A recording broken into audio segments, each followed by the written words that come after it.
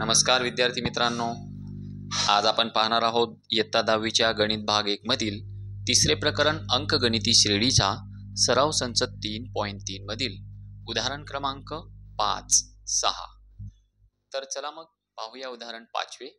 त्या अगोदर तुम्हाला अगोदरची उदाहरणे किंवा अगोदरचे प्रश्न पाहायचे असतील तर डिस्क्रिप्शन मध्ये लिंक दिलेली आहे, तिच्यावर क्लिक करून तुम्ही ते व्हिडिओ पाहू शकता. चला मग पाहूया पुढचा प्रश्न. तर मित्रांनो, 5वा प्रश्न आहे, 1 व 140 यांच्या दरम्यान 4 ने भाग जाणाऱ्या नैसर्गिक संख्यांची बेरीज किती आहे हे काढण्यासाठी खालील कृती पूर्ण करा. कृती दिलेली आहे. सर्वप्रथम पहिल्या चौकटीत दिलंय की 1 व 140 दरम्यान असलेल्या 4 ने भाग जाणाऱ्या संख्या. मग त्या कोणत्या आहेत? तर या प्रवाह तक्त्यामध्ये आपल्याला लगेच त्या 4, 1 व 140च्या दरम्यान असलेल्या या संख्या दिलेल्या आहेत की ज्यांना 4 ने भाग जातो. 140च्या दरम्यान म्हटलेलं आहे म्हणून 140 न देता त्याच्या अगोदरची 136 ही संख्या आलेली आहे. बऱ्याच वेळा आपल्याकडनं चूक होऊ शकते की आपण 140 देखील लिहू शकतो, कारण 140 ला देखील 4 ने भाग जातो, परंतु ती आपण घ्यायची नाही कारण 1 व 140 दरम्यान म्हटलेलं आहे. त्याच्यानंतर पुढे म्हटलंय की या एकूण किती संख्या आहेत, प्रश्नचिन्ह आहे n बरोबर किती. ते काढण्यासाठी मग या ठिकाणी a बरोबर, d बरोबर आणि tn बरोबर अशा चौकटी रिकाम्या दिलेल्या आहेत. तर a बरोबर काय येईल? पहिले पद येईल. पहिले पद आहे 4. d बरोबर येईल, 4 ने भाग जात आहेत म्हणून 4 4 चा फरक असेल, 8 मधून 4 गेले 4, d आहे 4 आणि tn आहे 136. या ठिकाणी n बरोबर प्रश्नचिन्ह निर्माण होईल. आता tn चं सूत्र दिलेलं आहे आणि त्या सूत्रामध्ये खाली किमती टाकलेल्या आहेत. tn म्हणजे 136, a म्हणजे पहिले पद ते आहे 4 अधिक n वजा 1 गुणिले d आहे 4. त्याच्यानंतर n बरोबर रिकामी चौकट. ह्या चौकटीत येणारं उत्तर काढण्यासाठी ही आकडेमोड केलेली आहे. जसं की 4 गुणिले n वजा 1 ला गुणलं तर 4n वजा 4 म्हणजे बघा इकडे करू आपण 136 बरोबर 4 अधिक 4n, 4 गुणिले n म्हणजे 4n वजा 4 1 4, 4 मधून 4 गेले 0, 136 बरोबर 4n, 4 चं पक्षांतर केलं तर 136 भागिले 4 बरोबर n आणि 4 आणि 136 ला भाग दिला तर 4 त्रिक 12, 4 चौक 16, n बरोबर 34. तर या ठिकाणी येईल 34. त्याच्यानंतर आहे Sn चे सूत्र. तर बघा n ची किंमत 34 आल्यानंतर या ठिकाणी Sn चं सूत्र आहे आणि त्या Sn च्या सूत्रामध्ये खाली किमती टाकलेल्या आहेत. तर या ठिकाणी S च्या खाली चौकट आहे म्हणजे त्या ठिकाणी आपल्याला n ची किंमत लिहायची आहे आणि ती किंमत येणार आहे 34. n ची किंमत आपण काढलेली आहे. मग या ठिकाणी या चौकटीत आपण लिहू 34. पुन्हा इथं n/2 आहे, n ची किंमत 34, पुन्हा या ठिकाणी 34 येणार. या बॉक्समध्ये 2a अधिक n वजा 1 गुणिले d त्याची किमती आपण टाकणार आहोत. 2a म्हणजे किती येईल मग? 2 गुणिले a आहे 4 म्हणजे 2 गुणिले 4 अधिक n वजा 1 गुणिले d, n आहे 34, 34 वजा 1 गुणिले d म्हणजे d चा फरक देखील आपण किंमत आपण 4 काढलेली आहे आणि यांचं संपूर्ण आकडेमोड झाल्यानंतर उत्तर या ठिकाणी काढण्यात आलेलं आहे आणि ते उत्तर किती आहे ते आपण इथं करूया.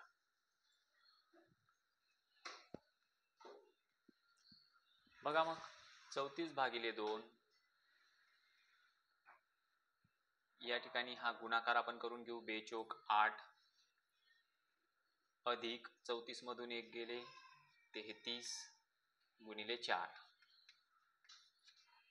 पुन्हा 34 भागिले 2 म्हणजे 17 गुणिले हा गुणाकार आपल्याला करावा लागेल 8 अधिक 3 चौक 12 अशी 2 हातच्याला 1, 3 चौक 12 आणि 13, 132 अधिक 8, 17 गुणिले 132 अधिक 8 होतात 140, 17 गुणिले 140 आणि त्याचं उत्तर येईल 17 0 0, 17 चौक 68, हातच्याला 6, 17 एक 17, 17 आणि 6 23, 2380.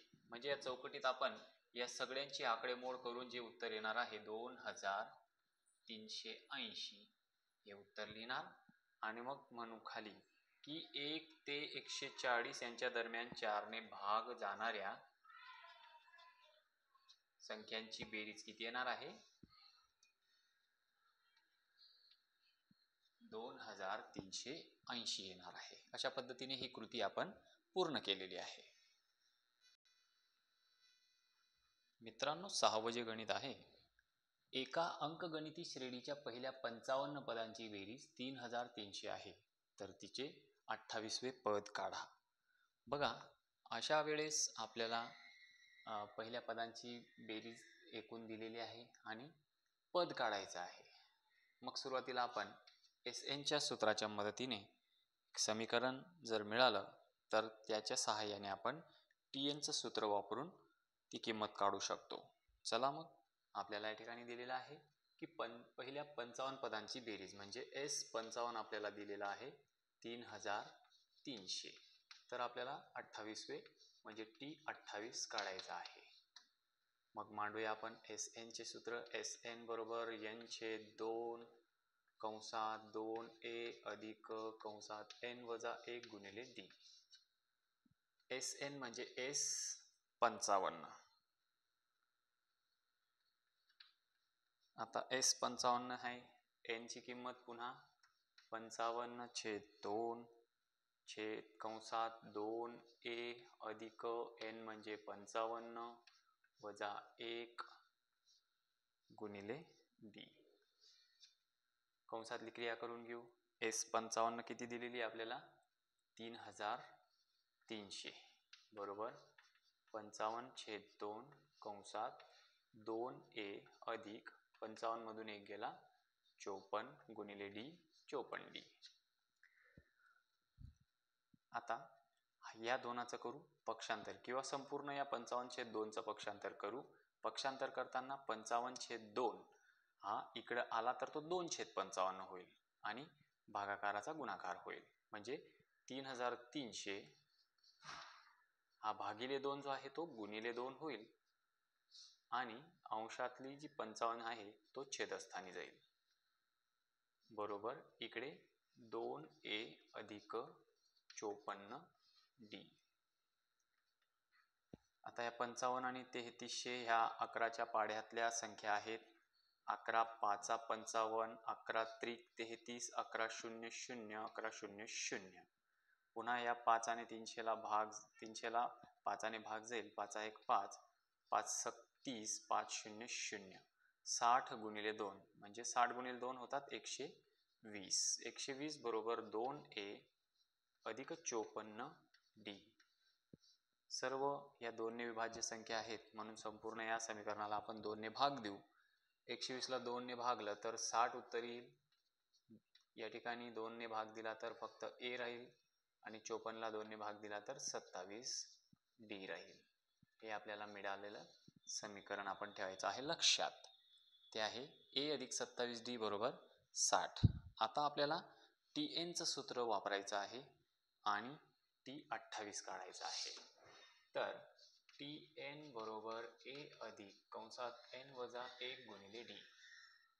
आपल्याला काढायचं आहे T28 बरोबर A अधिक कंसात N म्हणजे 28 वजा 1 गुणिले D. T28 बरोबर A अधिक 28 मधून 1 गेले 27D. तर A अधिक 27D. हे बघा, या ठिकाणी आपण A अधिक 27D ची किंमत 60 काढलेली आहे म्हणून आपण T28 बरोबर A अधिक 27D ची किंमत 60 या ठिकाणी लिहू. म्हणजेच T28 म्हणजे 28वे पद हे 60 असणार आहे असे या ठिकाणी सिद्ध झाले. हा 60 आपण का लिहिला? 1 वरून. ओके. किंवा A अधिक 27D बरोबर 60 असं देखील आपण या ठिकाणी लिहू शकतो. म्हणून 28वे पद जे विचारलं आहे बघा, 28वे पद 60 असेल. अशा पद्धतीने हे गणित आपण सोडवू शकतो. तर विद्यार्थी मित्रांनो, ही होते गणित क्रमांक 5 व 6. मी आशा करतो की तुम्हाला ही गणितं समजली असतील. पुन्हा एकदा आपल्याला रिक्वेस्ट असेल की चॅनल सबस्क्राईब करून घ्या, व्हिडिओ लाईक शेअर करा. पुन्हा भेटूया पुढच्या उदाहरणांमध्ये. तोपर्यंत नमस्कार.